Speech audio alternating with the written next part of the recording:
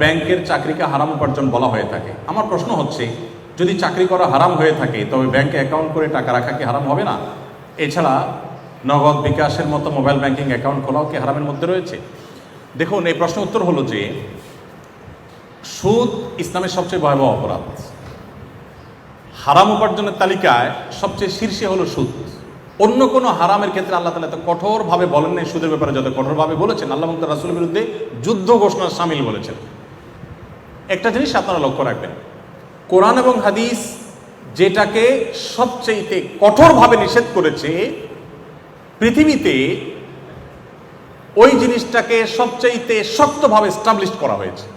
প্রত্যেকটা ক্ষেত্রে আপনি মিলিয়ে নিতে পারেন। সুদের ক্ষেত্রে যদি আপনি বলেন, গোটা পৃথিবী আজ দাঁড়িয়ে আছে সুদের উপরে। গোটা পৃথিবীর অর্থনীতি দাঁড়িয়ে আছে সুদের উপরে। ইসলাম যেটাকে সবচেয়ে কঠিন করেছে, শক্ত অপরাধ চিহ্নিত করেছে, কারণ আল্লাহ জানেন মানুষ কোনটাতে বিপদে পড়বে। ইসলাম এর এই নিষিদ্ধ বিষয়টা সবচেয়ে অবধারিত জিনিসে পরিণত করা হয়েছে। যাই হোক, তো এই জন্য এই অপরাধগুলো থেকে আমাদের বেঁচে থাকার চেষ্টা করতে হবে। শুধু এটুকু বলবো, সুদ থেকে আমাদের বাঁচার চেষ্টা করতে হবে। পৃথিবী সুদের উপরে দাঁড়িয়ে আছে, আমি কি করব এটা আমি বলবো না, আমার সাধ্য অনুযায়ী আমি চেষ্টা করব। এখন বিভিন্ন ব্যাংকগুলো ইসলামী ব্যাংকিংয়ের উইং খুলছে, এছাড়া অনেকগুলো ইসলামী ব্যাংক আছে, আমরা সেগুলোতে অ্যাকাউন্ট খুলে আমাদের টাকা পয়সা রাখবো। আপনি বলবেন যে সেগুলো কি শতভাগ ইসলামী?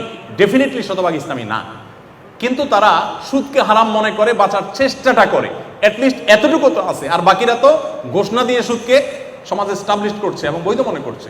অতএব আপনি আপনার টাকা ইসলামী কোনো ব্যাংকিংয়ের অধীনে আপনি রাখবেন, সেটা আপনার জায়েজ হবে ইনশাআল্লাহ বিইذনিল্লাহ। আর এর বাইরে এমনকি ইসলামী ব্যাংকিং থেকেও যে প্রফিটগুলো আপনি পাবেন, টাকা রাখতে হয়েছে তাই আমার সেফটির জন্য, নিরাপত্তার জন্য রাখলাম, ওই প্রফিটগুলো আমি না খেয়ে দান করে দিলে সেটা অধিকতর নিরাপদ, কারণ সন্দেহের ঊর্ধ্বে উঠলাম। ইসলামী ব্যাংকিং প্রপারলি হলো কি হলো না, আমার সন্দেহ থাকলো না।